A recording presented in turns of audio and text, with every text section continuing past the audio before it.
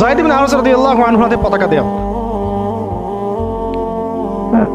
তো তিনি গেলেন, ওখানে যখন যাওয়ার পরে দেখলেন যে সুবহানাল্লাহ, কোথায় আমরা 3000, আর এদের মধ্যে তো রোমান সৈন্যই 1 লাখ।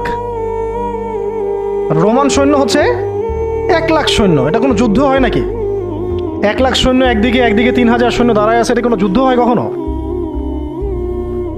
এই যুদ্ধ, এইরকম সৈন্য সংখ্যা থাকলে, এরকম কুওয়াতের ব্যাপার থাকলে, কোনো স্কলারশিপ অফ ইসলামও এখন বলবে না যে ওদের সাথে যুদ্ধ করা যায়। কোনো আলেমও মনে হয় ভুলেও ফতোয়া দিবে না যে তাদের সাথে যুদ্ধ করা যায় হতে পারে। তোমরা কি পাগল হয়েছো তাদের সাথে যুদ্ধ করতে যাও? ওদের 1 লাখ, তোমাদের 3000। মনে তো হয় কেউই হয়তো এই ফতোয়াটা দিবে না যে এটা হতেও পারে। ইসরায়েলে এত পাওয়ার, তোমরা কিসের জন্য হামাসের পক্ষে কথা বলো? আমেরিকা এত বড় সুপার পাওয়ার, তালেবানরা পারবে ওদের সাথে? এরকমই তো কথা চলতেছে সবে, না?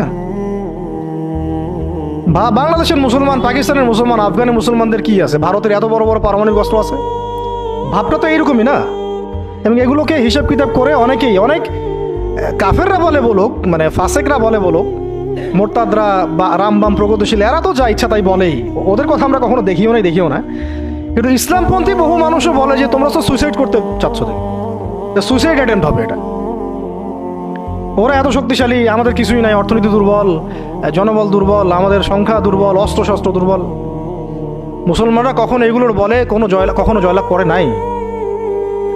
মুসলমানরা জয়লাভ করেছে সবসময় ইমানের বলেই। এটা ছিল মূল হাতিয়ার। তারপরে যুগের প্রয়োজনে আধুনিকতার প্রয়োজন আছে, সেটা ইমান বিবর্জিত না, ইমানটা সবার আগে। ইমানই তো পরাজয়, অস্ত্র দিয়ে তো আর কিছু করতে পারবেন না। এখন যদি আমাদেরকে পারমাণবিক বড় বড় অস্ত্র দিয়ে দেওয়া হয়, তবুও তো মনে হয় যুদ্ধের পথে কেউ হাঁটতে চাবে না,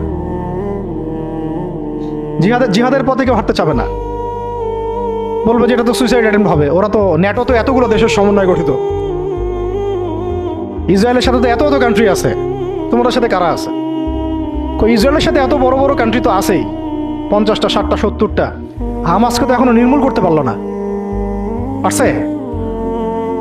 আমেরিকার সাথে তো এত বড় বড় রাষ্ট্র ছিল, তালেবানদেরকে তো নির্মূল করতে পারে নাই। তো মিসাইল তো এখনো দেখা যায় পৃথিবীর বুকে। তো জাতিগতভাবে আমরা ওই জায়গায় হাঁটতেই পারি নাই, ওই পথে আমরা হাঁটতে পারি নাই। শুধু দাওয়াত দিয়ে সারা বিশ্বে খিলাফা কায়েম হবে না। যারা বলে দাওয়াতই একমাত্র মেহনত, শুধুমাত্র দাওয়াত দিয়ে সারা বিশ্বে খিলাফা কায়েম হবে না, ইসলামী ইমারা কায়েম হবে না।